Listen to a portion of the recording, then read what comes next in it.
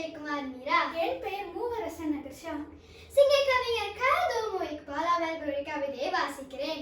கவிதையின் தலைப்பு இன்னுமா தூக்கம். புள்ளினங்கள் வான் பறக்க போதையிலும் தானுடுங்க, கள்ள விழும் செங்கமலம் கைவிரிக்க மெல்ல மெல்ல பொன் போன்ற வெய்யோனும் புன்னகையை சிந்துகிறான். இன்னுமா தூக்கம். 7. முக்கனின் சாரே என் முத்தின் இளனாகியே, துக்க பிணியகற்றும் தூமருந்தே, கொக்கரக்கோ என்றுனை சேவல் எழுப்புதலா பள்ளிக்கே. இன்னுமா தூக்கம். 7.